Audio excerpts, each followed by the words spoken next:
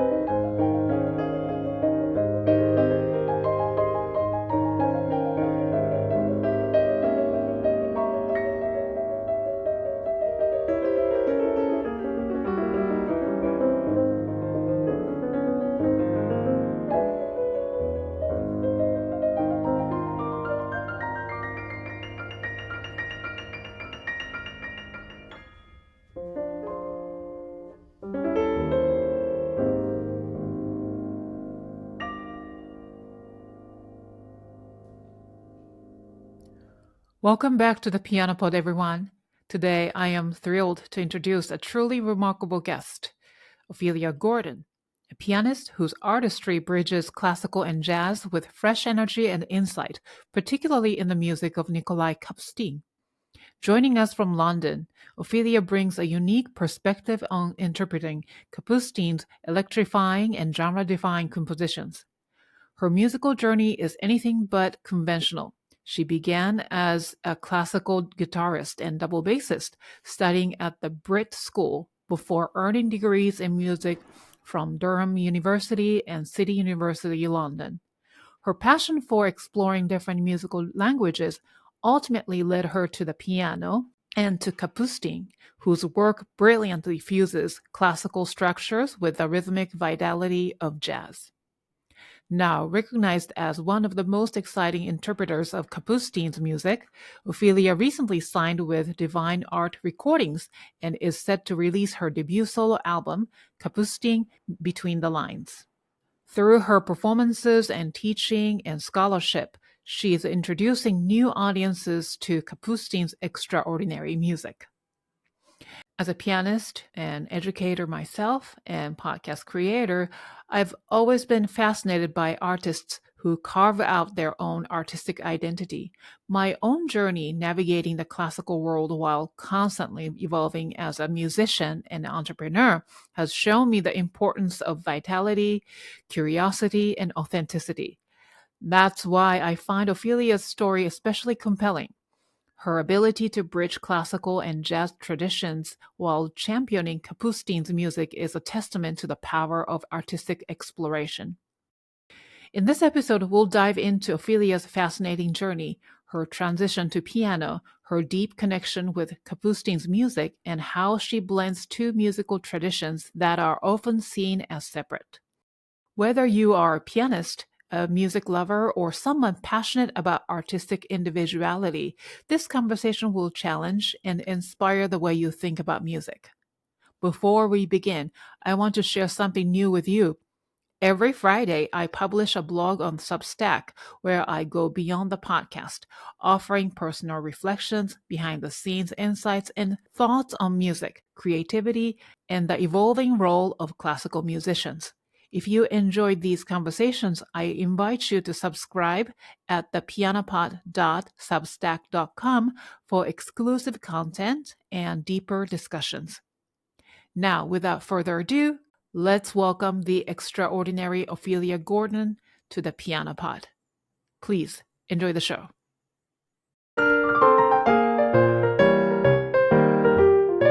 You are listening to the Piano Pod, where we talk to the brightest minds in the industry about how they are bringing the piano into the future and thriving in a complex, ever-evolving world. Welcome to the Piano Pod, Ophelia. It's such a pleasure to have you on the show. Yay. Thank you. I'm so happy to be here. Thank you for having me. Thank you. So today, from where you are joining us? Yes, so I'm joining you from South London, a small suburb called Dulwich. Okay. Yeah, it's very nice. Wow. But literally right from the suburbs of London, so quite far away. Oh, how nice! I've never been to London, so I really would love to. Yes. Yeah. Yes, I know, right? So, but before we dive in, I'd like to give a special shout out to Blair Boone-Migura, founder of the Art Song Preservation Society of New York, for introducing Ophelia to the Piano Pod. Of course, for our listeners, Blair and the Art Song Preservation Society of New York are no strangers. They were our sponsor of the month back in November 2024. So, Ophelia, I hear that you were in New York a couple months ago. Yes. Yeah. So I was lucky enough to have been invited to be the resident pianist for the Art Song Preservation Society, which happens at the Manhattan School of Music every June. And I became close with Blair earlier last year, and then he invited me out, and it was a fantastic experience working with roughly about 50 different singers, and I had to learn an incredible amount of repertoire in a very short space of time. I think I probably learned up to about 60 different art song pieces. Oh my goodness. Yeah, in about a month. So that was very challenging. If my sight reading hasn't improved after that, I don't know what will. But it was fantastic, and it's a very, very special organisation that supports the preservation of art songs. So that was actually my first time to New York. So really? What an amazing first time! Wow. Yes, that's great. It's made me hungry for more. So I can't wait to get back out there, and it was a fun experience. Will you be back for this summer? This summer, I'm not sure at the moment. I've got quite a lot going on at the moment in London, and I think that's exciting. It's taking up quite a lot of time. I'm sure we're going to get into that in the chat, but hopefully there'll be more opportunities, and I'm definitely going to be coming out at some point soon. So that you have to come back again, and so that we can meet soon. Yes, in person. Definitely. Wow, great. But so today I'm really, really looking forward to exploring the unique style and legacy of groundbreaking Ukrainian composer Nikolai Kapustin, whose extensive innovative works have been, performed by renowned pianists and cherished by so many. But surprised to know that his works remained relatively undiscovered until the later years in his life, no? Yes, yeah. As seems to be the way with certain composers, it's almost as soon as they've passed, that's when they really come out of the woodwork, and that's been my experience with him anyway. So I only recently I discovered him in 2022. Oh, really? So I'd actually never heard of him before. And then through my research, I've obviously realised that he has kind of sort of from the 90s is when he was becoming more popular. But from 38, 1938, nobody really knew of him. And he's such an incredible composer, and I feel so lucky to be talking about him with you and exploring him. I'm just incredibly passionate about his music. Yeah, and I can tell. And then I really also want to discover why your obsession, right? And then I'm sure there are so many stories and explanations and behind it. But before we go even further, I usually start this question with most of the guests. So the first question for our conversation is, if you were to capture the essence of your artistry, mission, and passion in just a few sentences, how would you define yourself as an artist today? Yes. So I would say that I'm an artist who doesn't tick any boxes. I don't fit neatly into a style or an expectation. I'm very multifaceted, and my background, my education, my training, and now my work really gives this multi-diverse approach. And I think that as my artistry has been growing and changing and I've been maturing as a pianist, I'm starting to realize that it's being yourself and being authentic is what makes you an artist. And that's what gives you the strongest artistic voice. So it's a hard question. It is. but and I could talk forever about it really, but I think it's just about realizing that I'm not a one size type of artist, and I have had so many different experiences that actually that's beginning to shape who I am as a unique person, and it's about embracing that voice and that authenticity. Wow. Well said. I don't know if Really. that answers the question. Oh yeah, of course, because this season's theme is authenticity and joy on the piano pod, and it's just what you just said just fits perfectly. So you said you don't quite fit in, but actually you fit into the piano pod theme perfectly. So Thank you. yeah, but authenticity brings joy and happiness, right? And I think that's it. I think it can take a long time to figure out who you are. And then when you start realizing actually you're not meant to be another person, you're not meant to be another type of musician. We can admire other musicians and we can be inspired by them, but really they are not us. And we will only grow as an individual if we embrace ourselves. And that's what I'm learning to trust more and more. I'm still kind of at the beginning of my journey. Although I've achieved great things, I still feel like there's so much that's coming, and I'm still figuring out more about who I am. But the more I lean into that's what makes me me, the more my audience are connecting with me, and the more my playing is improving as well, just by trusting. Do it your way and believe that, and take all the little bits that you've picked up with you along your way, put that in your music, and the audience respond in a very different way when you really are coming from that mindset. That's what I've been experiencing recently anyway. wow. So Yeah, but to get there, to find your own voice is not easy. It's challenging. yeah, and I think culturally, in Europe in particular, it can be very difficult because there are expectations of what musicians should be like, what they should play, how they should play. There's so much protected repertoire. Some of the most amazing repertoire, Beethoven, Chopin, Schubert, but it's so protected that if you ever want to try something else, you have to expect some sort of backlash in some ways, right? Because it's just been worshipped for such a long time. But I'm beginning to notice that if you trust your own interpretations and you really have a reason for why you're playing the music, it changes the perception of the listeners. It's very interesting how there is this shift once you get to that point. But it takes a long time to get there. And I think it really comes from having had life experience. And if you understand what the music is about and how you can relate it to yourself, that is when your music can really change. And that's what I've been experiencing.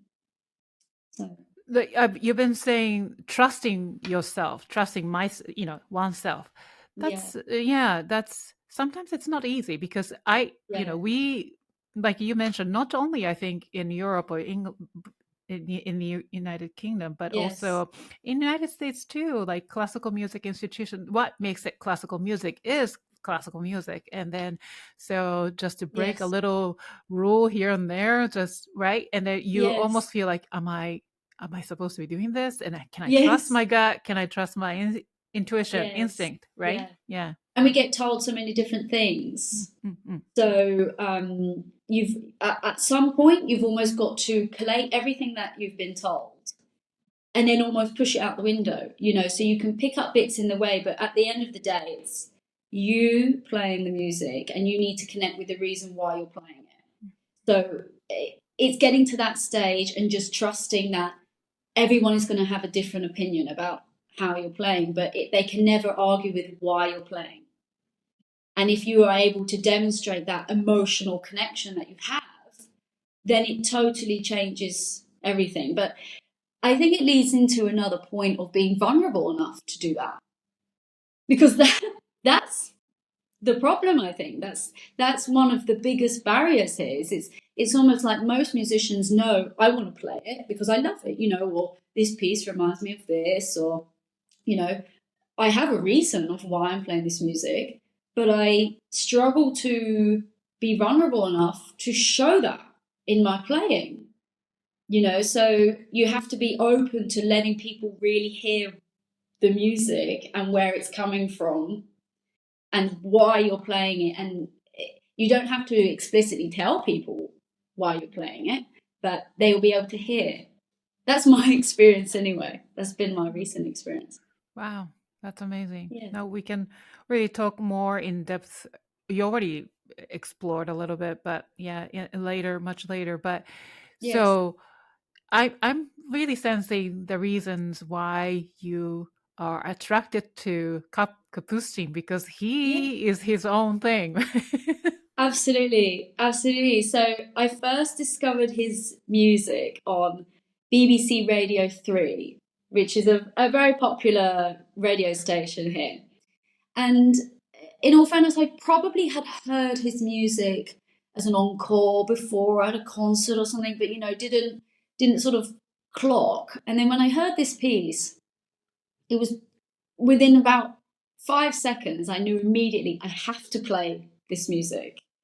I was like, who is this? What is this? I'm going to go home as soon as I get home, because I was in the car at the time. I said, as soon as I get home, I have to find out what this is. So I went onto the listing, the radio listing of what was being played. And I saw it and I was like, oh my God. And I just listened to more and more and more. And I just became completely obsessed. So that's almost 3 years ago. And I started just by playing the first etude. Hmm. I Oh, thought this is a good plot. Where mhm. where shall I start? So I'd already played varying different types of etudes, Ligeti, Chopin, different ones. But I thought, okay, I'll start with what seems to be one of the most popular pieces of Kapustin. And it took, I'd say, like about a month to understand the language properly. But then after that, etude after etude after etude just became easier and easier. And now I'm doing an album. So it's crazy.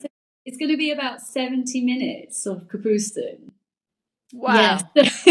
It kind of just exploded, really. And now, it's like, for me, it's the most comfortable repertoire that I play. Completely, yeah. I mean, I feel so at home with it. And I knew that when I first heard it on the radio, I knew that I'm going to be able to do this music. Like, it just spoke to me immediately. But going back to what you said about how Kapustin doesn't fit into a box either, and I think that must be what drew me to him, because it had the language, the harmony, the rhythm of jazz, but it's not improvised.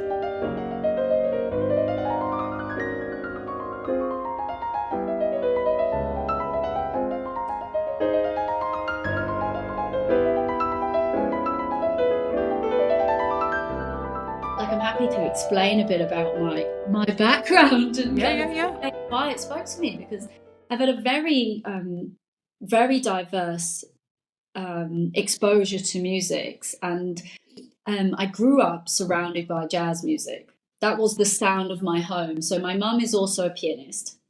My granddad was a pianist. My great granddad was a concert pianist based in Paris. So Wow. there's a big lineage, and it even goes further back. Like my grandma's doing a family tree, and she's discovered even more quite prominent French musicians in the family tree. So that's very exciting. I hope to kind of find out a bit more about who's in the tree and how it all connects. But I grew up predominantly to the sound of jazz because my mum was also a saxophonist, pianist and saxophonist. Oh my goodness. Yes. So she had, every weekend our home was basically a jazz club.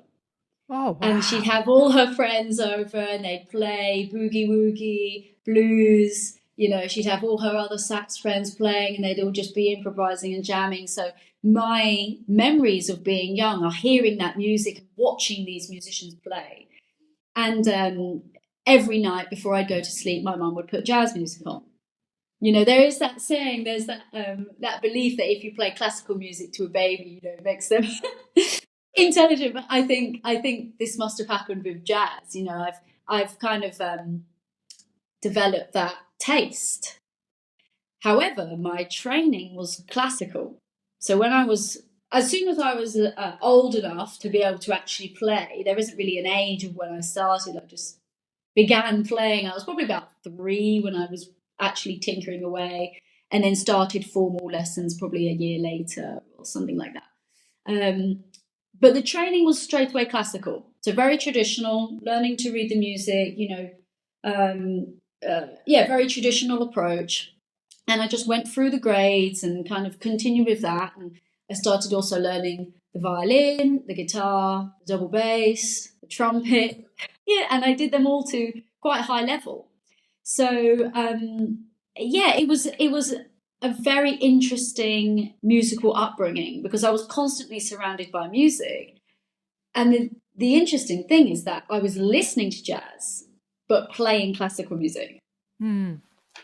Which you think, oh, why did I maybe not express to play jazz? But I think I was almost just doing what was shown to me, you know, or what my teachers were giving me. It was like, you know, I have that at home, but I'm doing this at school, and you know, and with my teachers and everything like that. So it was amazing when I heard Kapustin because it married those two things together. You know, it had the classical structure, and I knew that it was written. That was the other thing. Although it sounds very spontaneous, I knew this is something I'm going to be able to play because of the training I've had. Yeah, so that was a really nice feeling, but it was the jazz spirit that I had always been looking for, and felt like, oh, I wish I could play traditional jazz, but I just hadn't had the opportunity to really study it, and was so focused on my classical repertoire at the time. It's been a very interesting journey, and I spent 2 years at a popular school in London, the BRIT school, where some artists such as Adele, Amy Winehouse, some quite big names have come from there. And it was at that point where I started to realise, okay, I've had a lot of classical training at my educational places before, and then I arrive at the BRIT school and it's totally the opposite. It's almost like there's no classical. I've done all of this classical training, and now I'm thrown in the other end where I have to do transcriptions. I'm learning about music from all over the world. I'm learning how to songwrite. It's totally different. But I didn't feel like I fitted into either category. You know, it was very strange. It was a very strange experience. And even after that, you know, my education, I decided to go to university and focus on classical guitar. So that was my main study, my principal study. And I did that for 3-4 years. And then again, I felt, is this what I should be doing? do I fit in here? Something doesn't feel totally at home, you know? I was kind of just doing what I felt was expected, I think. And I think that's quite an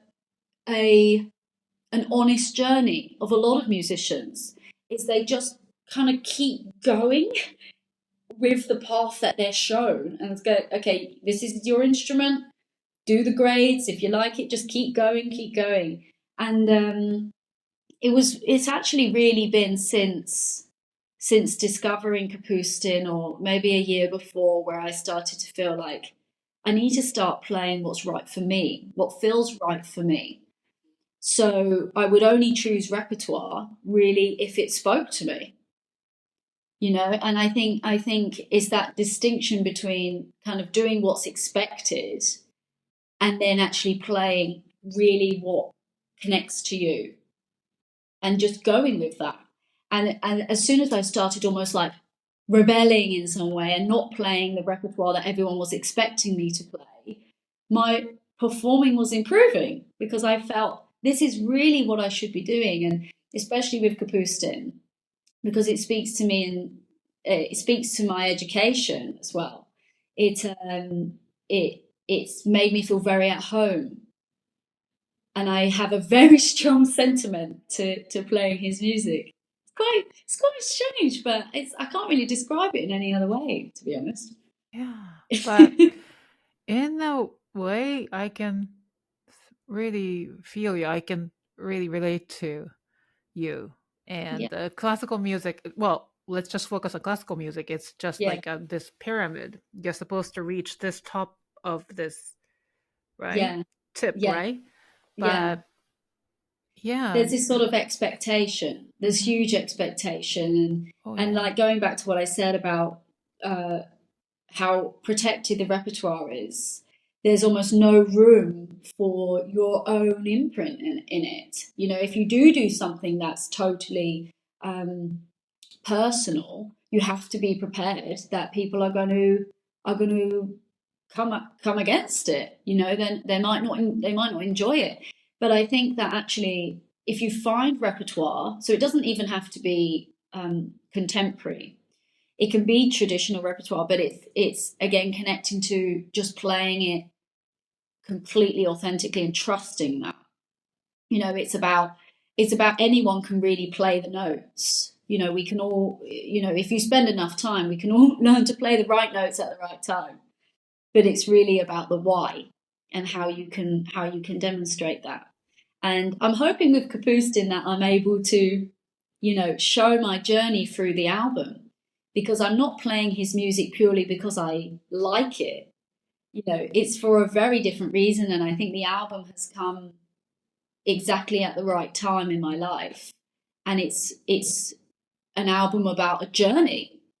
And it's not a finished, you know, it's not a perfect product. It's not, this is the pinnacle of my, this is just a point in my journey.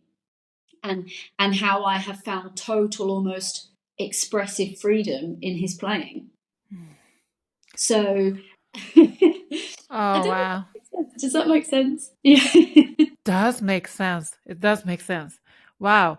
So we can talk more about the album later, but album comes in sometime in the fall Yes. 2025, something Yeah. like that. Yeah. Okay. Yeah, we're hoping. We're Hmm. hoping. Hmm. So I've recorded the first half. I've still got a lot more to do, but it's all set to be recorded in the spring, which is really good. And then there's, you know, things that have to happen before it's released. But hopefully in the next few months, I should be thinking about a proper release date, and there'll be a launch party, and it's all very exciting. But yeah, hope this year definitely it should be out. So very exciting. That is very exciting. Yeah. Now, I've also because I've known Kapustin for a while. Like, Yes. yeah, Yeah. because I think he's bigger in the United States. Obviously, his music was so influenced by American jazz music. So obviously, if you live in America, United States, you hear quite a bit. And then Yuja Wang, she performed the I think third Etude number 3. Yeah, that's famous. I've been to her concerts twice and at Lincoln Center, and then she always plays that as one of the encore. pieces. Yeah, and I think that's great because she's obviously this huge pioneering figure, and for even just that little glimmer, for that profile, for someone of that profile to be playing his music is fantastic. And I think that has started more and more people going, what is this, you know? And I think it's fascinating that it's popular, or maybe even more popular in America than it is at the moment in the UK, because Kapustin never went to America. Yes. so Wow. it's amazing how he's an absolute genius, because he picked Yes. the whole influence has come from the radio, really, and TV. That was everything. There were visiting American pianists that would go to Russia and play, because he spent a lot of his time in Russia, although he always said he was a Ukrainian. So, you know, let's respect that and not say that he's, you know, Russian. But it's really special that he was able to pick up so much just from those mediums. And I bet he would have loved to have gone to America and actually seen it and absorbed it in the flesh. But the pure genius that he had. He is. And, you know, because I've tried several etudes. I tried first one, and I think I tried the number 4, etude number 4, Remembrance. Oh, Yeah. that's so beautiful. And then Yeah. number 5, Raillery. Oh, that Yes. is just insane.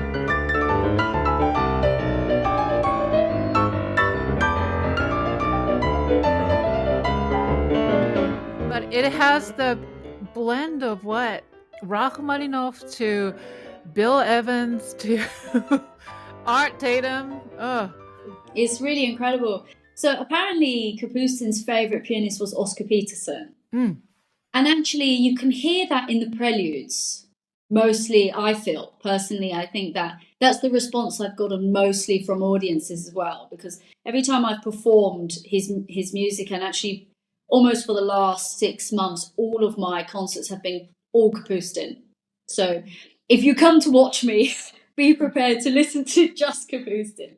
But people love it, and they just say they almost are the audiences are teaching me even more as well, because they'll come back and say, that sounded exactly like Herbie Hancock. You know, and I hadn't thought, actually, yeah, that is a bit like her, you know. So I love hearing other people's responses to his music, because then it's educating me as well.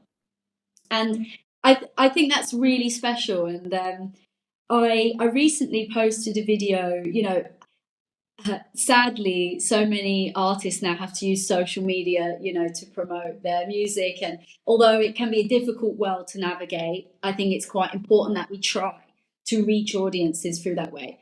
And I posted a video, just a short clip of me playing some of the Kapustin, and it's had almost 35,000 views, which is fantastic. But it's the comments that I'm getting from it are incredible, because the audiences are saying, that sounds like it's from a Japanese video game. Like, where's this from? Or, you know, that sounds like Prokofiev. And it's so amazing how there are all these little snippets of the music that people are picking up such different ideas from, but everyone is just loving it. I think that's the main thing, is that there are more and more people now discovering his music that instantly are like, what is this? Almost like the way that I felt when I first heard his music. So, well, I felt the same way when I first heard it, and it was so shocking. And then, it's jazzy, but it's not quite jazz, because you hear all these classical elements. As a classical musician, you instinctively know that's classical. There's no way that's improvisation, but it's like so. Yes, it's so interesting. Yeah, so I want to know what makes his music so unique. We just talked about it, but and then unique and compelling for both classical and jazz pianists. Yes. So if I come from more of a jazz perspective, because what I have found very interesting is most of the people that have connected with me online have actually been jazz musicians, and they are the ones that are, what is this? You know, Interesting. Are you improvising? Have you written that? I'm like, no. But isn't that fascinating that actually more jazz musicians are picking up on the playing than classical? So it definitely speaks to them immediately. But there's hardly anyone really. I mean, it's becoming more popular. But most of the jazz musicians that I have encountered and worked with even had never heard of Kapustin either. But they're kind of like, they perk up. You know, they go, hang on, who is this? Like, I think I might need to actually find out who this person is, because it really resonates with their language. And I think that's why they are now picking up more about it, because of the use of the rhythm, because of the use of the harmony. And I'm currently doing a master's at a conservatoire called Trinity Laban in London, and I'm doing both classical and jazz. Really? And amazingly, even In my piano? jazz, Both? yes, in piano, yeah. Oh my God. Yeah. So but what I'm loving is that I'm taking the jazz professors, the Kapustin, they'd never heard of him, but they go, oh my God, like, what is this? This is incredible. And they're very honest about the fact that they say, I don't know if I'd ever play this. They say, I don't know if I'd ever be able to play this. And I don't know if necessarily I'd feel comfortable playing it. But they actually say to them, this is jazz, which is really interesting. So I've found myself in lots of interesting conversations about, is Kapustin jazz or classical? And yes, it's Yes. kind of really straight away, it is classic, you know, okay. If we respect the tradition of playing written music, and also a lot of the interpretation, a lot of the composition has classical elements to it. But when I play it to a jazz musician, they say it's jazz. And then I open up the question to them, but hang on, what about improvisation? Isn't improvisation jazz? And there is so much jazz now that isn't improvised. Isn't? No, there's a lot. So if jazz musicians, I think it takes a certain jazz musician to maybe talk about that, be happy to talk about that. And improvisation is a huge tradition in the jazz. Well, that is jazz. To me, that is jazz. But I find it interesting that some jazz musicians are saying to me, I think Kapustin is jazz. And I think, oh, but this opens a whole other debate of what is what then? You know, why is jazz only improvisation? And why is classical only written? Because you also have classical improvisation. Yes, because Bach time or Absolutely. improv was a normal thing. Absolutely. So it opens up this whole other, you know, line of debate, really. And I'm not in any position to kind of put anything in any box. And I think that's what I am about, is that actually I'm not going to be for or against either viewpoint, but I just find it fascinating how other people are responding to it and saying, no, I think it's jazz. And then you might take it to another musician, they say, no, I think it's classical. And it's like, okay, well, what is it? You know? Kapustin himself was very adamant that he was a classical pianist and that this is classical music. But if he were alive today, I would love to say to him, but you must be improvising to get to your composition. Like, you must have been skilled in that art, because your compositions are so dynamic. And the research I've done is that it started off with an idea and then he composed on top of it. And that was why he said it made it so, so perfect. It's because the improvisation in the early stage was refined. And so he says it can't be considered jazz because it's not improvisation, it is written. And I think that's really important to honour that. And I'd almost never advertise the music as jazz.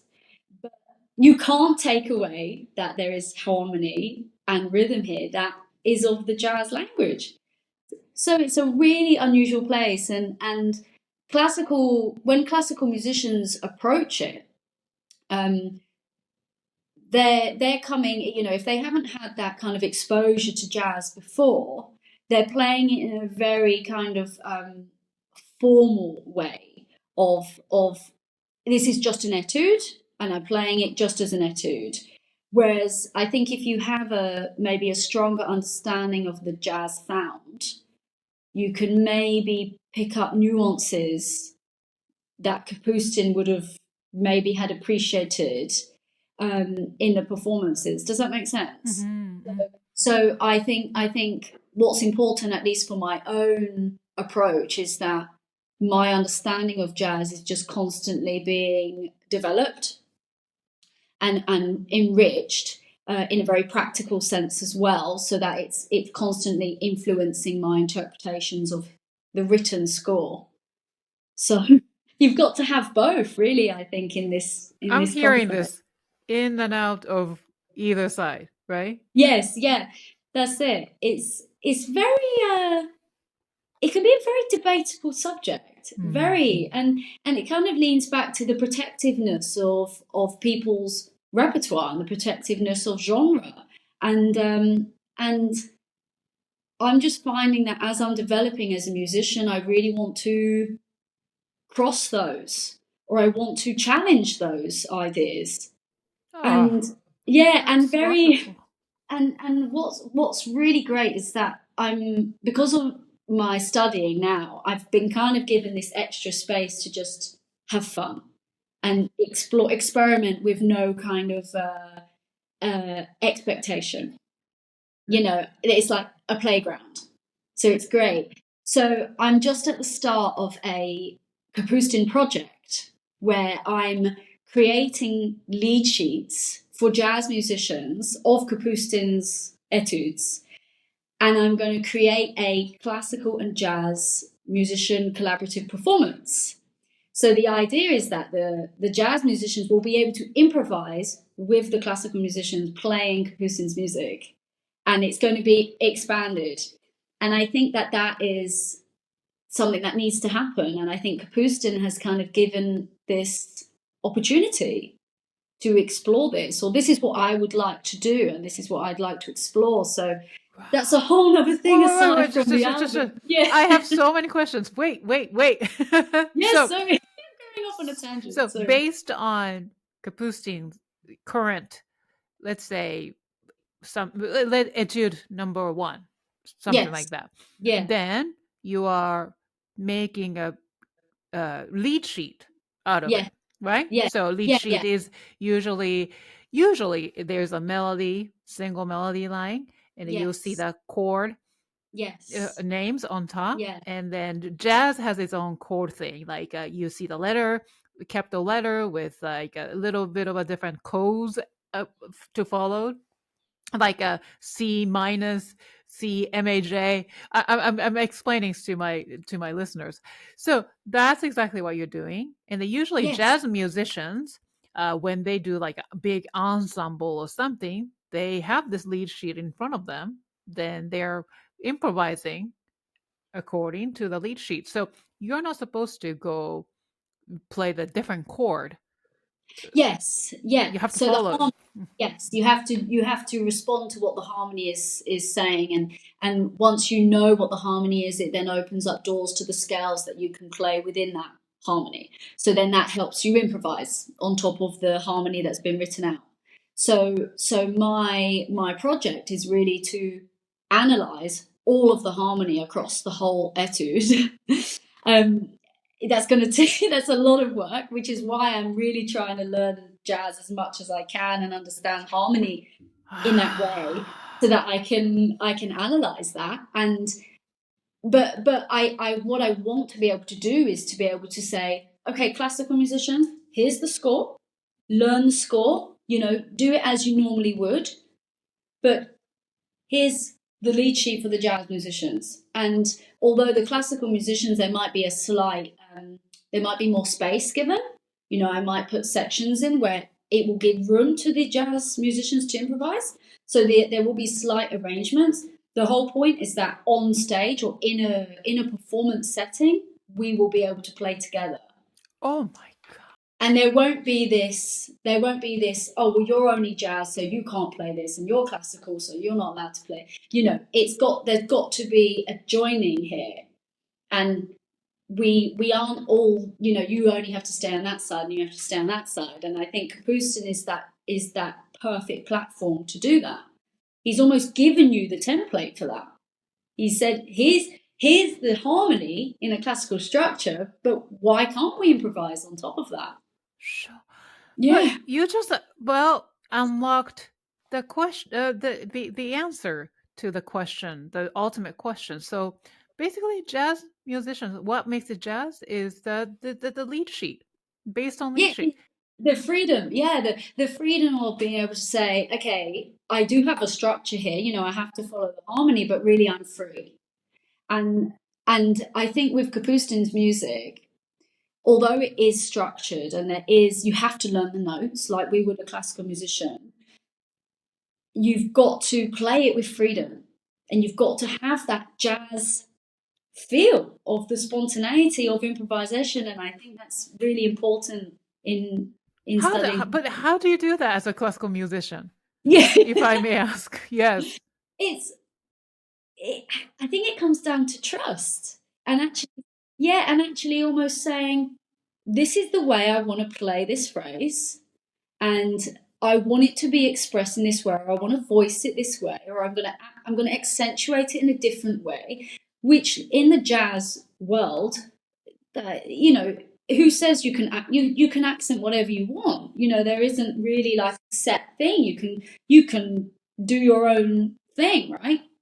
And I think that's what you have to trust with Kapustin's music, in that although you're playing the notes and it's written, and you do want to see, okay, if Kapustin has put an accent on one of the notes, we should respect that because he's taken time to write that in. But Kapustin, in some of his scores, when we've been lucky enough that he's written a description about how he wants to play the piece, which you do find in some of his scores, he says, from his own words, play this as if it is being improvised. That's what he says. Yes, and he says it needs to be played not like a toccata style cadenza. You know, we don't want it to be even. It actually needs to be, you know, alive. And it's amazing to have actually read that, and it's almost given credit to, he wants you to play it like jazz and not so much in a classical way. And I think that's really fascinating to explore. But going back to kind of authenticity, if you want to play it in a classical way, play it in a classical way. You know, there's kind of no right or wrong. And it's I think every pianist should try and play his music, because I think you will learn a lot about how you want to interpret things, and it will give you that platform to do that. Sure. I think so. And you know what makes his music so fascinating and then attractive is that, you know, I'm not a jazz musician, and I tried, but jazz is a different language you speak, right? The way going back to lead sheet versus the written work, so the way jazz musicians think about music and the way I think about classical music is different. So that's one thing.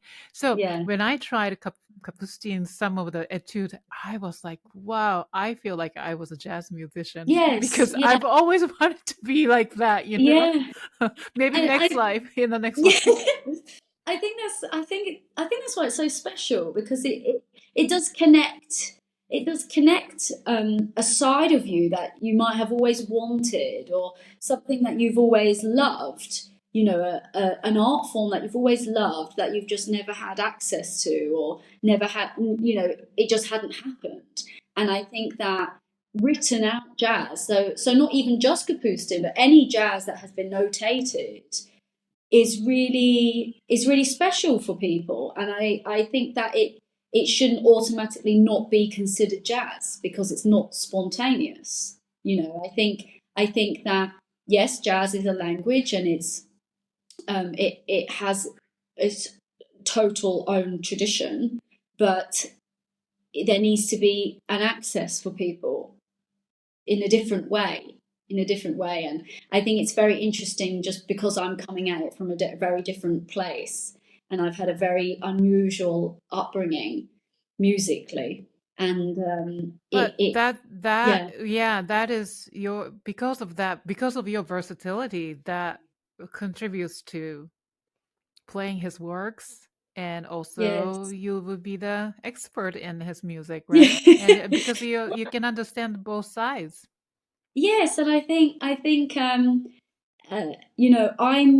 just trusting my own vulnerability about it, and thinking, well, there'll be other musicians that will play Kapustin in the future, and there are other musicians that play his music now that might disagree with the way that I'm playing, but that's fine, because I'm trusting that I'm doing it in a way that feels right for me, and based on my understanding of the two different genres, that's how I'm playing it. And I think that's really how that's all you can do as an artist, is just trust that I'm doing it this way, and I'm connected to it this way. And yeah, lean into that, I think.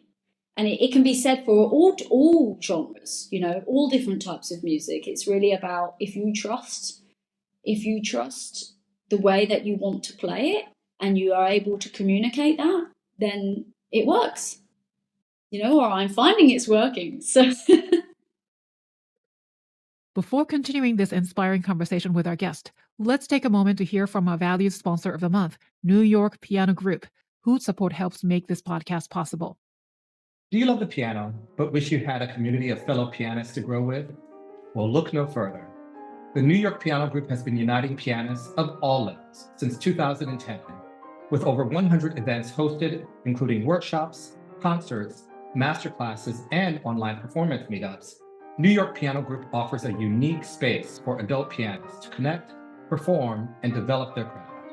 As a member, you'll enjoy exclusive performance opportunities, discounted event tickets, and if you so desire, the chance to organize your own workshops, masterclasses, or concerts. Whether you're looking to overcome stage fright, build connections, collaborate with fellow artists, or simply share your love for piano, New York Piano Group is here to help you grow. Plus, members can even advertise their businesses to a community of like-minded artists.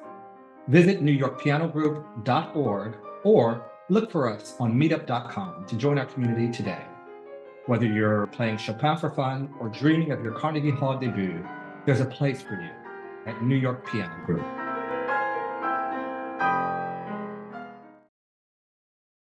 But you know what? You're beaming. Your energy is just coming through this screen right now. And because you found your way, because, I love talking to people who are sort of like you, like in a gray area. It's not yeah, black and white. I don't belong in this. I don't belong in that. But yeah, you're on your own thing. You know what I mean? yeah, And yeah. but then I understand. So when someone like you then finding, because of that, the challenge it would be really finding your own voice or own expression. I I mean, whether that happens with most artists at some point, I don't know. If people talk about that, really.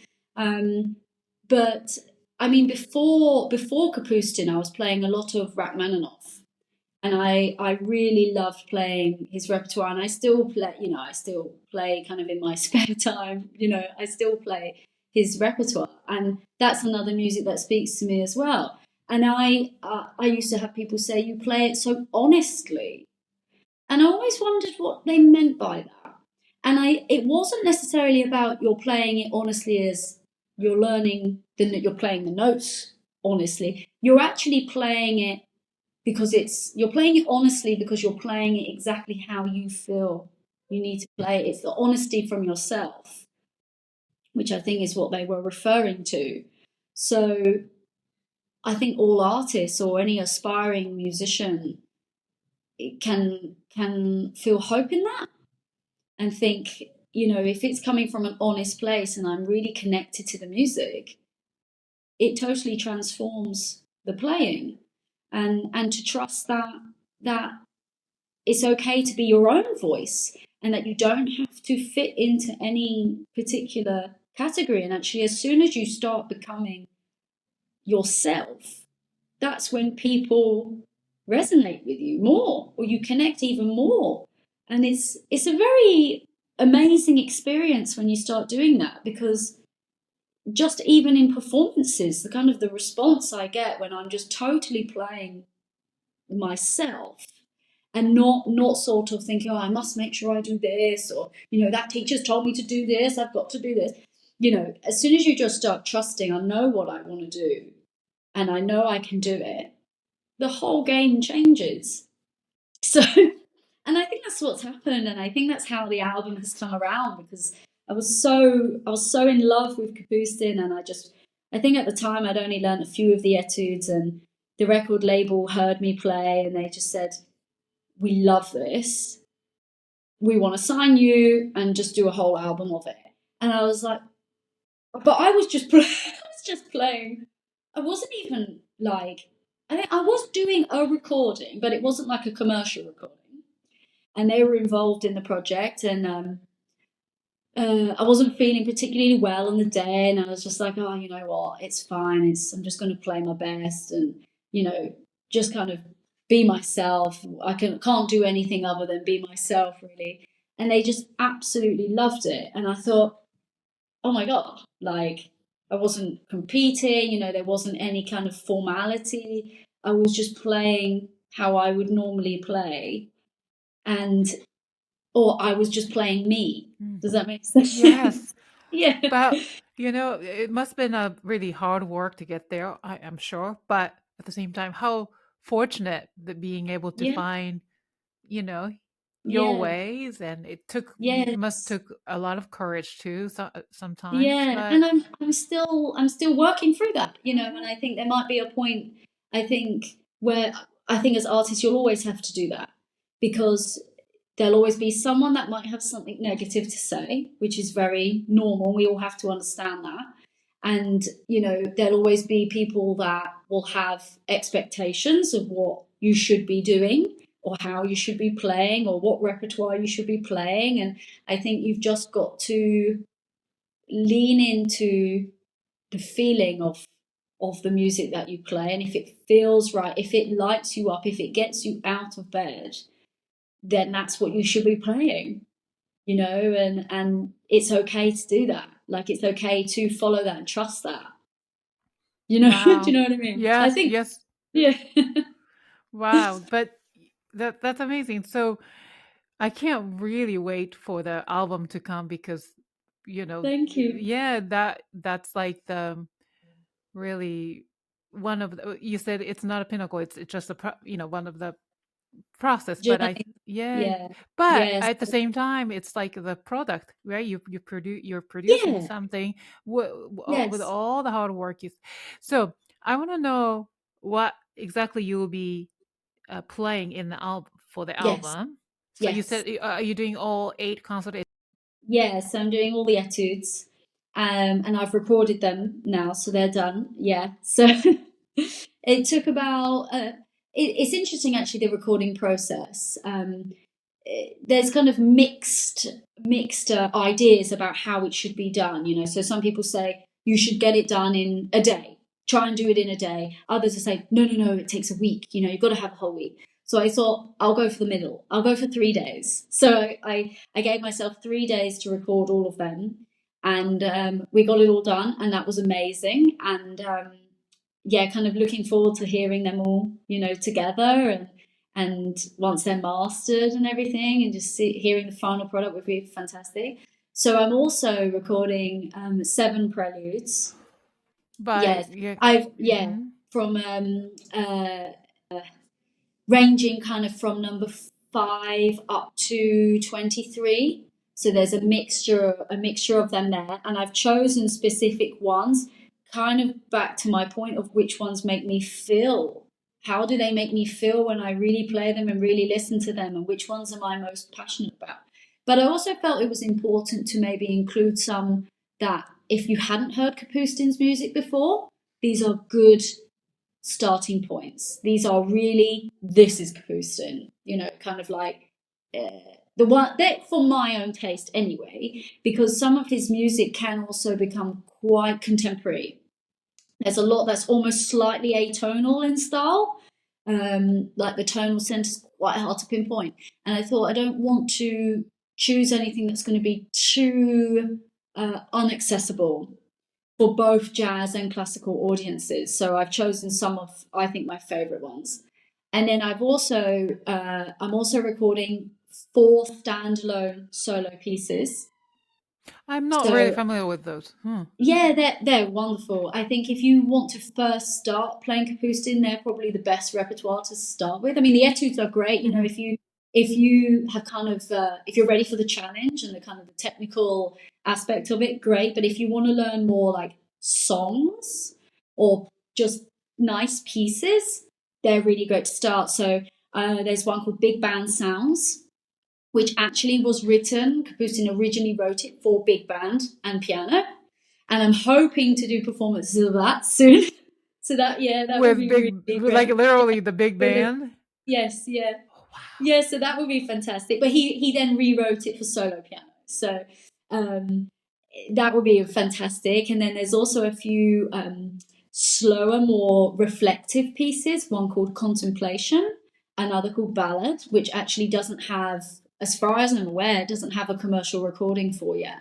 So that's really exciting. So that'll sort of be a premiere of that, which is really great. I'm also doing a paraphrase on a famous Brazilian piece called Aquarela do Brasil.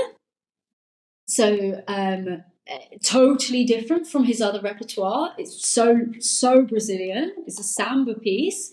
And I again wanted the audience to hear so much versatility and show everything that he does. Big band, preludes, etudes, Brazil, you know, samba, contemplate, you know, really contemplative music as well.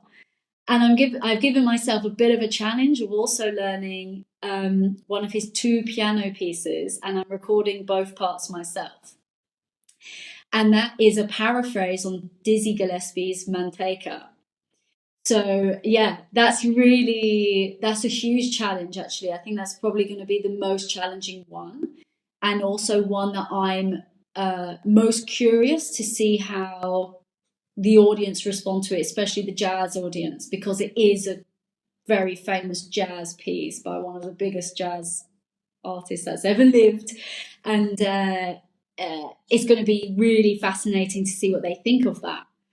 And I'm studying really carefully the original recordings of the Manteca, lots of different recordings from Dizzy with different bands, and loads of different recordings from that to make my own interpretation as I would want it. So that's really exciting. Yeah, but that's quite a big challenge. So I think in total there's going to be about 21 tracks. Oh my goodness. Yes, I think that's everything. I'm trying to think if there's anything I've left off. No, I think that's about, I think it'll be about 21. So it's going to be a lot of work, and it's crazy how it's all just coming together and just happening. And I think what I'm learning as well as a recording artist is that once you've actually recorded, you're still going to be playing this repertoire. But I'm also playing the repertoire in such a different way since the recording. And it's that evolution of your playing. Of my playing, yeah. And I think that's what's really fascinating to learn about this journey, is that people will come and see my performances, and although they're still the same pieces, my evolution, my growth as a musician will be in a different place from when I actually recorded. And it's almost like they'll get a very different experience from coming to watch me live. And I think that's exciting, though. I think that's a really nice thing to embrace, that you can, there's the product, there's the album, that's the track, but you'll get something totally different. So come and see me, And I'm actually just about to do a first performance of arrangements of the etudes with drums and bass. So forming my own trio, which is really based on one of the etudes. Yeah. So when I first started learning the music, I obviously came across a great pianist called Frank Dupree, who's recorded a huge amount of Kapustin Oh and yes, I yes, think I just heard his piano concerto number 4 yes, by yes, Kapustin. Yeah. yeah, he's just released a new album, and he one of his first Kapustin albums was his trio arrangements of Kapustin, and they're fantastic, and I think that's given again even more evidence of that this music can be played in such a different way, and it Yeah, it's can almost like really a Piazzolla. Makes me think of Astor yes, Piazzolla, yes, right? Right? yes, Hmm. very much, Hmm. yeah, very much, and I think it's a really exciting feature, and although the album isn't going to have any trio arrangements, I'm looking forward to putting that into my performances and giving the audiences a whole nother taste of his music. So it's amazing how artistry can develop so quickly, and you can constantly come up with new ideas, and already, if you come and talk to me again in 3 months, I'll probably have another idea, and it would have changed again, and it's just so exciting, really exciting. I Yeah. mean, even just learning, Kapustin's music for the first time, I'm just Yes. like playing. And usually when it's like a classical repertoire, I can really hear it while looking at the score. It's supposed to be. But Kapustin, I'm I need a little bit more time. For one Yes. thing is because I don't have the jazz background, but also I don't necessarily hear it by just looking at the score. Yes. Do you Yeah. experience that? Um. I think at first I had to work on that as well. Hmm. Um, and I think the difficulty with it is because of the way it's drawn rhythmically. Mm. And because as classical musicians we aren't sort of used to reading rhythm in that way. And I've taken his music to so many different jazz musicians, and they say to me, well, this is a funk rhythm, this is how you need to play it, and you need to play it with a metronome on the offbeats, and you need to play it with a drummer. You can't play it like a classical musician on the downbeats. It's got to be syncopated. And I think for musicians who aren't so accustomed to jazz, listening to jazz or playing any jazz, it can be quite disorientating, and they can't always settle into the groove and understand how to read that kind of groove. Person, there's just so many notes. There's just so many. But I feel like it's more of a rhythmical thing that people need to study more, or kind of explore more, become more comfortable with, and then the notes kind of fall into place. So if I were to suggest to anyone how to start any Kapustin repertoire, because it can feel daunting, start by understanding what the rhythm is, and almost write the rhythm out, or clap the rhythm, or write down one and two and, or one and two all tiny digits, figure it out, understand what the time signature is. Okay, so if there are 16 semiquavers, but you're not going to want to hear all the semiquavers, we want to divide that up. Then that's when you get the metronome out. You say, okay, it's got to be on beat 2 and beat 4, and then get used to playing that, because as classical musicians we would never practice really with an offbeat metronome.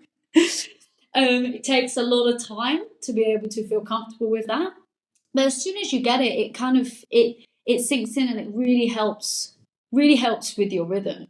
So that's kind of my advice of how to approach it.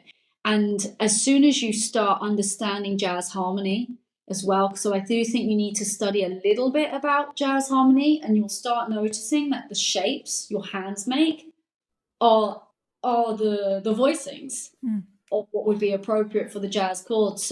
So try to play any form of maybe slightly easier jazz repertoire. Like, there's a composer who is UK based, called Nikki Isles, and she's a fantastic jazz pianist, and her music is super. It kind of ranges from sort of around grade 3 right up to advanced. So it's really great for anyone that's not as advanced with jazz and wants to just start playing jazz repertoire that's written. If you want to look for something before Kapustin, that's a really good entry point. And then you can start sort of understand, once you've kind of worked on the rhythm, you can understand, okay, where is the melody? Is there a melody here? And how can I find that? But I think the amazing thing about Kapustin is that you can, in some pieces, you can just decide yourself where the melody is. That's what I felt. And that's what I've really felt. And I think there's so much room to just interpret it as you would like. And that's the joy of it. And that's what gives me the freedom, is that actually I think there's a voice here. Or I think there's a voice here, you know, like why don't we bring out the thumb in the left hand like you would sometimes in classical repertoire? But why can't we do it here as well? You know, there's nothing to stop me from doing that. So you can make a lot of choices yourself. And I haven't had anyone, I've had not very many professors say, no, don't do it like that, you know. So it's working well.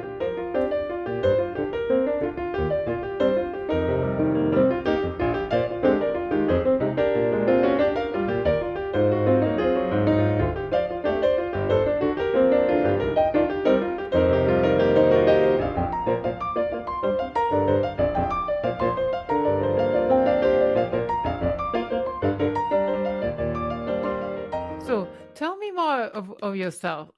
We'll get back to Kapustin again, you know. But yes, it's interesting, like because you were like for college, you were playing classical guitar, and I think you were also playing double bass. You know. Yes.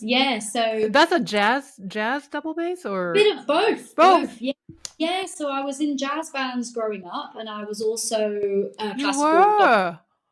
Yes. Okay. So although I've had, it's funny because I still don't think I've had super jazz training. Not as a pianist, definitely not as a pianist. More as a bassist for sure. And also, I'm starting. I think even just this week, I was reflecting a lot on my background, and I'm trying to become more aware of my identity. You know, of just the type of musician I am. And I was thinking to myself, I actually did a lot of transcription. And that's a really big thing in the jazz training. So when I was I went to a music specialist Catholic girls' school when I was 11. And the music was amazing there. And I was in every ensemble going. I was in all the choirs. I was in every violin orchestra, the principal orchestras. I was in the jazz band, the guitar ensemble, everything. I just could not do every ensemble they had.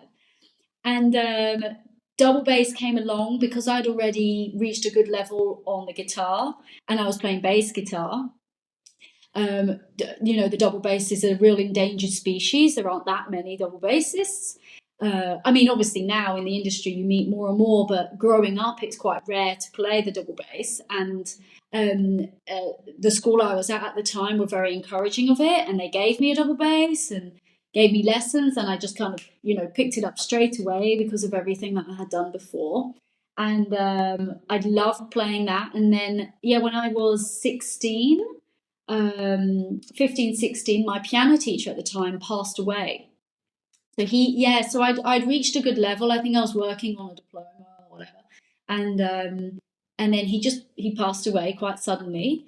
And I found myself being really encouraged with the guitar and the double bass, and all my solo opportunities at school were all on the guitar. And I thought, okay, well, I think I've had enough of the classical world, though. I want to do something else, you know. And the BRIT school was in my town, and I thought, okay, I'm going to go there. But it was such a transition from where I had just been, and it was completely the other way. And I'd gone from this really quite strict classical, well, not mostly classical, but very traditional, educational setting, to total opposite. everyone's smoking, you know, like it's wearing their own clothes, like really, whoa, okay. And I felt, oh my God, I don't know if I should be here. I don't know if I should be here. You know, like I've obviously gained a place. It's really hard to get in. Like thousands of kids apply, and I was really pleased to go. But then when I was there, I was like, I don't know if I fit here because I've come from such a different place. And then I decided when I was 18, I thought, okay, I'm going to go and study classical guitar at university, which I did, and I was still playing bass a lot. So piano had kind of just gone to the side slightly for a bit. I was still playing, but I wasn't having many lessons. And then when I finished my undergrad in guitar and double bass, because of my mum's connections with the piano, I kind of found myself with a full-time job teaching piano. You know, there was so much work available for me as a young musician who just finished. And it was great security. And then I realized actually I'd kind of neglected the piano a little bit. And so when I was about 21, I was like, okay, I'm going to kind of go back to my own studying of it and really focus. And then my whole world just changed really. Like I kind of rekindled this love that I'd always had, but perhaps because the passing of a teacher, you know, you kind of feel a bit left. You know, it's quite an unusual experience when you've just hit that point and you're playing really advanced repertoire, and then the teacher that you've trusted just goes. And I was also navigating a different school, and you know, and my identity was changing. You know, like I don't know who I am. You know, a teenager, it's really difficult. And and then when I was 21, I kind of threw myself back into my own training of piano, and then now we're here. So it's just been a very unusual journey to kind of come back. What a journey. But thank you for sharing your No, story because, yeah, wow. But, I was thinking about double bass. I wish I had some sort of a experience with that because what I struggle, try to play jazzy stuff, or when I was even taking few lessons from this jazz pianist in New York, yes. Jim Riddle, whom I also interviewed in season one, and he's an Oh wow, incredible yeah. jazz pianist. And then what I struggled was the bass line. So he Okay, would say, yeah, boom, boom, boom, boom, then he'd do this. I'm like, I hear it, but I can't do it. yeah. But Yes, yeah. somebody would play this, humongous chords like Rachmaninoff, and I play this, I can do it. Right, I can Yes, hear it, but that yeah. bass line, I cannot improvise. I cannot do it.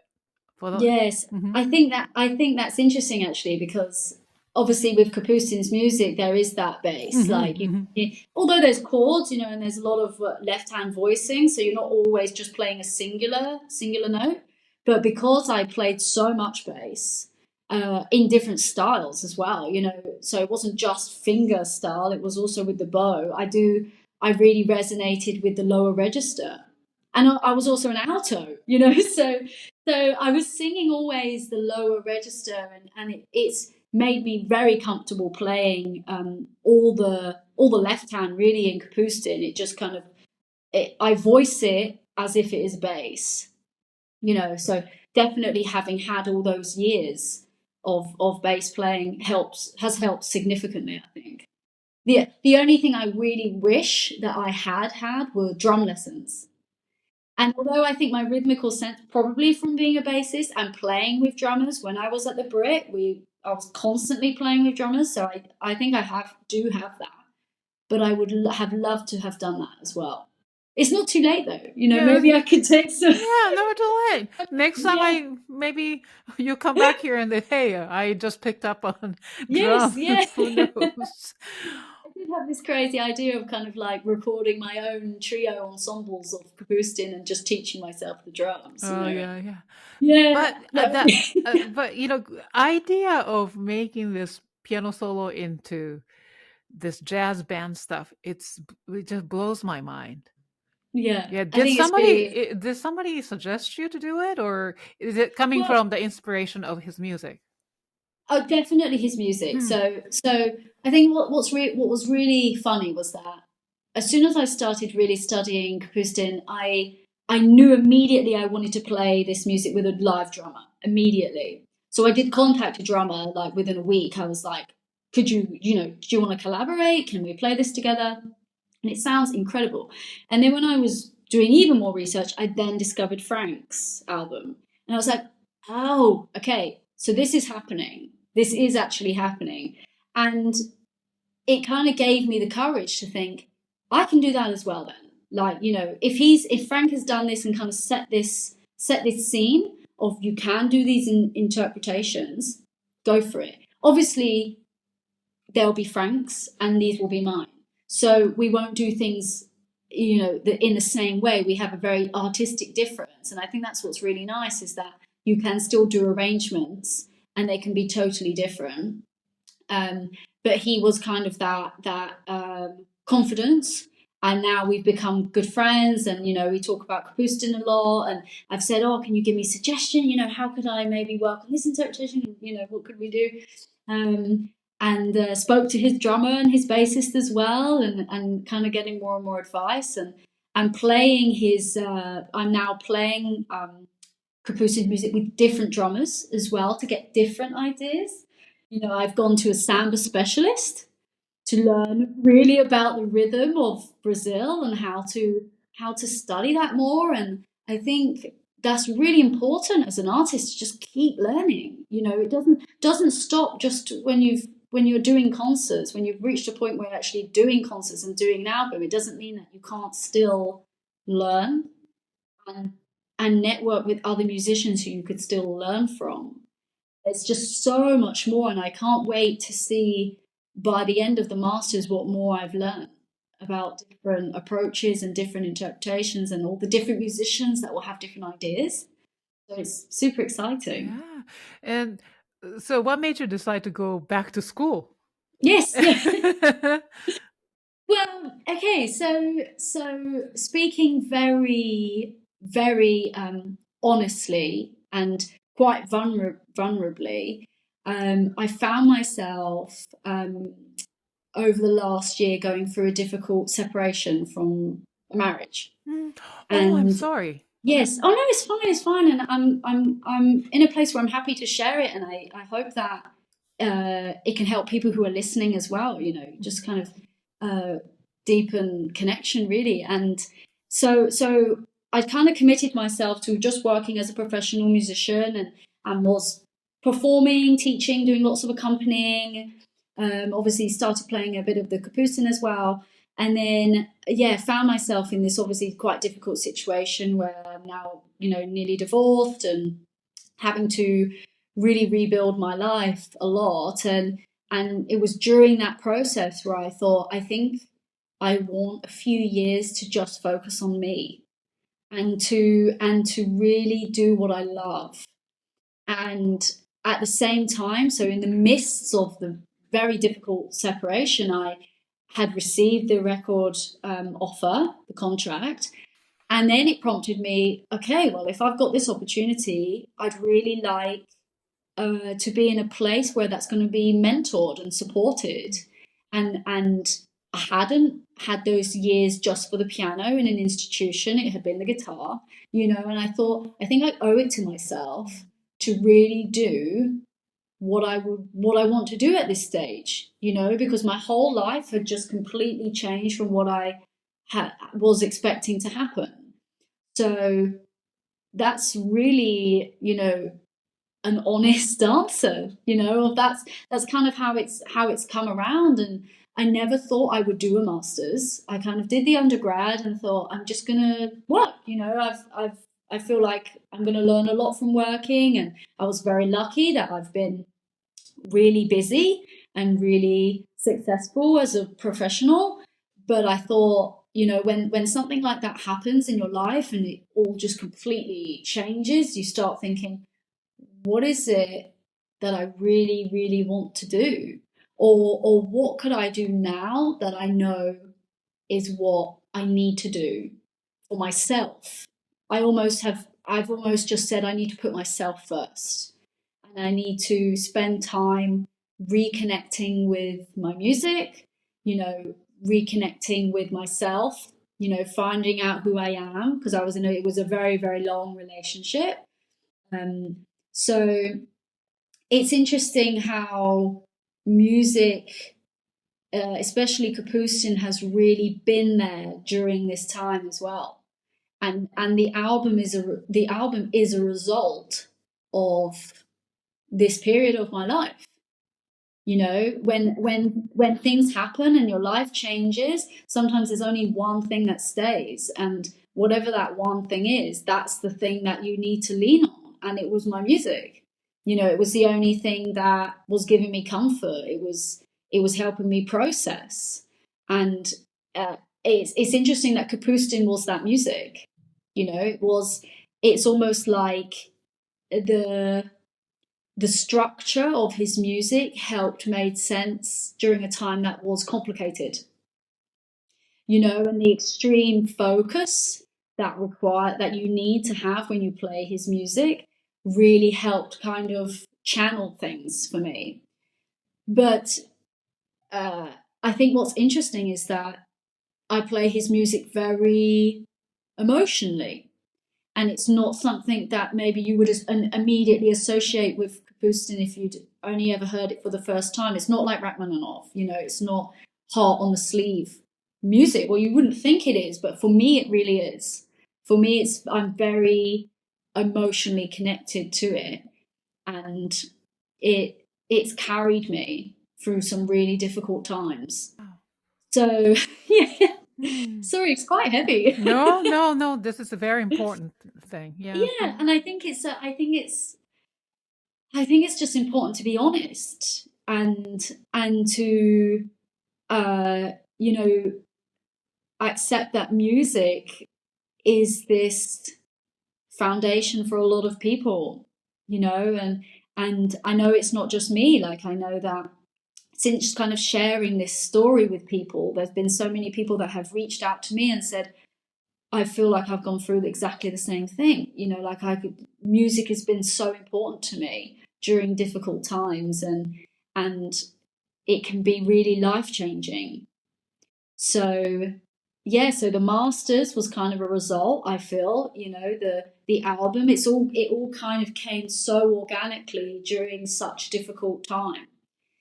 So yeah, I think I just have to. That's why I thought I'm just going to follow this and just see what happens. Like, not be tethered to an outcome. Not kind of have any huge expectation of oh, I hope it does well. It's almost like, well, I'm playing it because I needed to play it. Because it's kept me going, and that's it. And I've been able to connect with myself through the music. So to anyone that's listening, I think I just would love to kind of offer that sense of trusting that things like music or art or anything where you feel like you can really express something in words that can't be said, do it. Just trust that will help you, because that's how it's been for me. So I hope that makes sense. Oh, totally. Thank you so much for sharing this and vulnerability, showing your vulnerability, but that is the strength. And yeah, beautiful. Thank you. Yeah. So, like, no wonder the music of Kapustin really spoke to you on so many levels, right? It's not just one thing. So yeah. Yeah. I think when you become deeply connected with a particular music, you kind of have to. It's helpful to understand why, and it's helpful to understand the journey of yourself and why you love this music, and as I've said, like, it helps you show that to people that are listening, and that they can hopefully connect to themselves when listening. And that's really what it is. I think when you hear a performer and you're moved by them, it's because they're doing that. It's because they're so connected with what they're playing, and it's helping you connect with your own experience when you're listening to them. So I think that though that's that kind of special quality when you watch a performance that you hope to experience. And I'm hoping to keep doing that, keep learning about that. And, you know, I'm so inspired when I see musicians that do the same, that do that that have that quality in their playing. And it's just trusting that works. Well, I've said the word trust so much. I know, but today. you're doing it. That's amazing. So I want to know the title of the upcoming album. Yes, yeah. So it's called Between the Lines. Between the Lines. Yes. Tell me. Kapustin, Between the Lines. Okay, where does this title come from? There were a few other titles, and I kind of sat on a few things for a while, and I thought I've got to be able to say in the cover that although this music is this cross, it is this fusion, so there's the betweenness there, but also let's read between the lines of what this music is about, and also read between the lines of why I'm playing this music, you know, and it's really not just an album about here's the notes, it's actually about what's in between the notes, what's the story of my life that's been happening, and I want to show you in that. So I think it was almost like that phrase of read between the lines, you know, can you pick up what else is going on here? And can you emotionally see other layers? I hope that will be the outcome anyway, you know. I think you know, that's kind of my vision, or how I would like it, how I would like it to be received. But, you know, again, I'm not kind of tethered to any kind of huge expectation. I'm just enjoying the process. But I think the album title works well. I think it feels comfortable for me, and it's quite a personal choice. You know, I think there was the choice of like volume, you know, volume 1, because then it could mean I could do another one, you know, volume 2, you know, and I thought, oh, I could say something like that, or jazz meets classical. I thought, okay, that's a nice one, but also almost quite too explicit. And I think I like how Between the Lines opens up. Okay, what does she really mean? You know, I'm not going to share the actual cover yet, but the cover also has that unusual quality to it, and it kind of leaves you wondering, who is this person and what is her story here? And it's not your traditional classical album cover. So I'm hoping to share it. I don't want to share it just yet, though, because I'm kind of waiting for it to be signed off, and, you know, kind of with the release, when the release is out, then everyone will see it. But that's been a really exciting part, actually, of thinking, oh my God, you know, I'm going to have my face on a cover, and what story do I want to tell here? Like, what do I want to say? Because your first album is kind of like your entry card into the industry, and it is really like your business card of like, here I am. It's introducing you. So you do want to think about it, and think about how what do you want people to think, or how do you want to challenge people? And I definitely wanted to come away from just something more generic. I think I wanted to do something that felt right for me, and the responses I've had so far, just showing kind of friends and colleagues, they have been like, okay, that's different. And I'm like, well, yeah. They're like, but it's good, it's you. It feels very you. And I'm like, well, that's it. You know, it's about me as an artist. So yeah, it's so exciting. I can't wait to I can't show. wait. I can't wait to see it. So, what kind of legacy, Kapustin's legacy, do you want to carry in your performance and also in the album? Yes. Oh, that's a really good question. I think if we go right back to when Kapustin first discovered jazz, he was in his late teens, jazz was pretty prohibited in, I think at that point, I think he was in Russia when he first listened to it because he was studying. So he had already moved from the Ukraine and he was at the Moscow Conservatoire. And I think it was when he was studying at the Moscow Conservatoire that him and his friends were kind of illegally listening to an American radio station. And they first heard jazz through the station. And it was almost that like rebellious nature of Kapustin that I love. And through discovering him more and learning more about him, I realized that actually when he was young, he was quite rebellious and he was like a cheeky boy, you know, and he'd often want to go against kind of what was told of him. And although he was a very good student and he was a virtuoso pianist, there was that spirit inside him. And I think I would like for that sort of freedom and that slight rebellious nature to still be carried through, and that's what I would love to share in the album, and kind of carry that spirit across of, yes, he is this amazing virtuoso pianist, but there is this essence to him, and that's why his music is so fantastic, because he didn't do what everyone else was doing. He was so authentic.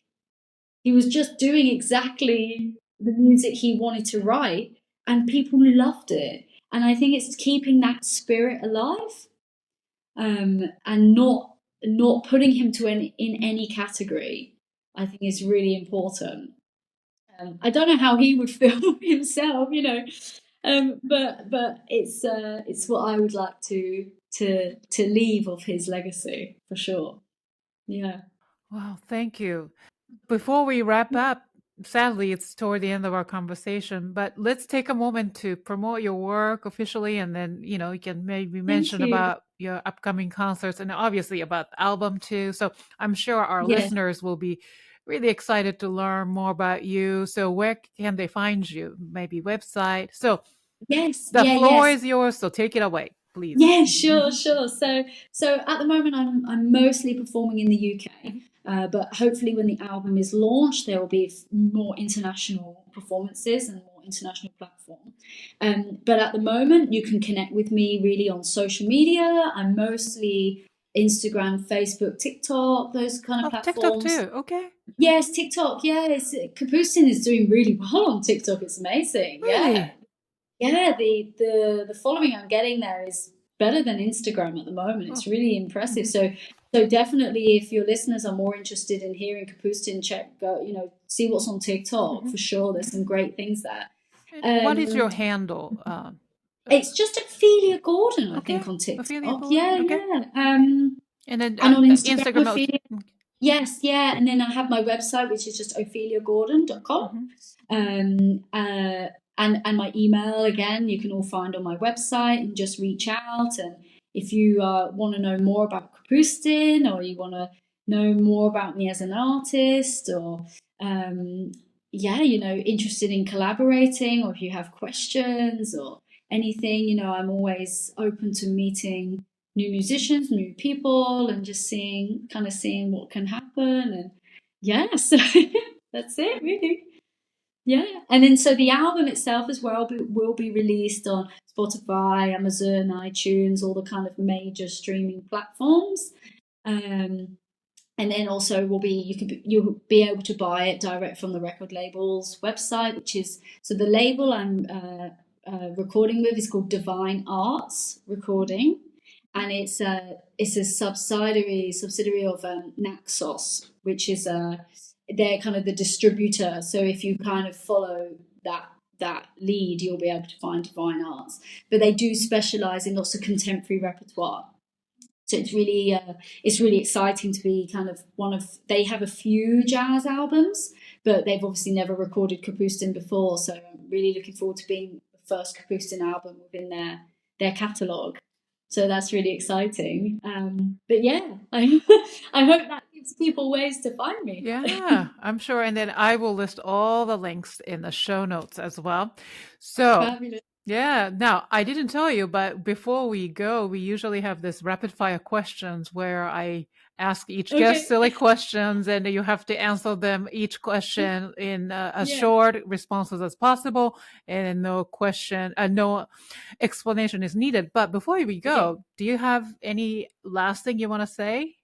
Or, Well, thank you to you, Yukimi, for having of me. course. And it's been so lovely talking, and I hope that everyone has understood what I said, because when you just talk, sometimes you think, I hope people are understanding what I'm saying.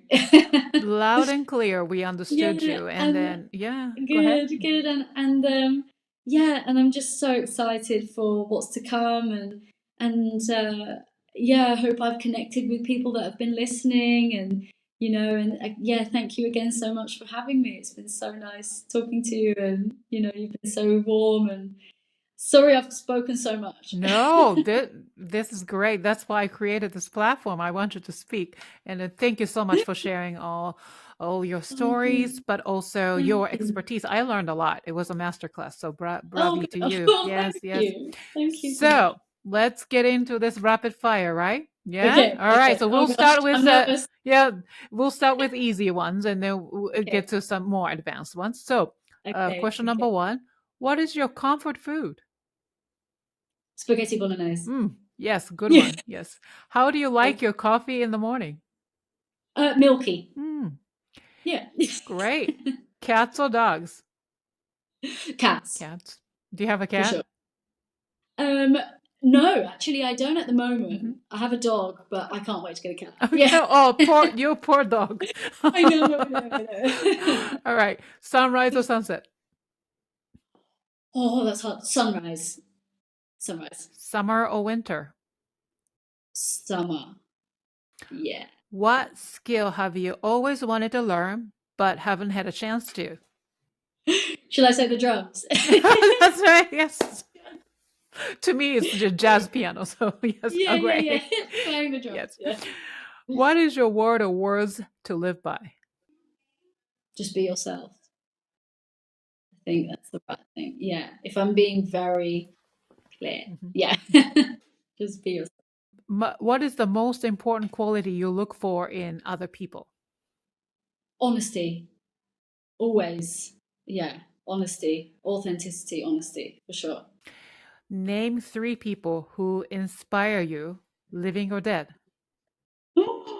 Okay, so I love a British pianist called Joanna McGregor. She's quite known for her Piazzolla and Bach interpretations. She's really inspiring for me. Oh gosh, who else? David Bowie. David Bowie as well for his artistry. I'm like, he's the most authentic kind of case you could think of. So hugely inspired by him. And Rachmaninoff, I would say, yeah, for that vulnerability, for sure, and kind of the way he rose and wrote the second concerto after his depression. Like, what an inspiration! Like, his story of his life is just incredible. So I think those 3 people, yeah, which actually is not what I was expecting to say, but there Right. you go. Yeah, there we In the go. moment, But you know, I've just gone with what felt right. somebody just named David Bowie as one of the Oh, 3 people. really? So yeah, Yes, yeah. his reason again. Yeah, All yeah. right. Name one piece in your current playlist. Oh, oh my goodness. That's so hard. That's probably the hardest question, actually. I've been re-listening again to Rachmaninoff's Cello Sonata, Oh, good which one. I love. Hmm. Yeah, I love. I did start working on it, and I hope to play that Yeah, actually later. the last Yeah, movement. Oh, the piano part is then of course the cello yeah, is just but gorgeous. Yeah. Yeah. yeah, Yeah. Yeah. so beautiful. Yeah, so that's on my list. I've got a big list, but that's one that stood out for me today. Okay. Yeah, Great. yeah. So the last question. Fill in the blank. Music is blank. Music is life.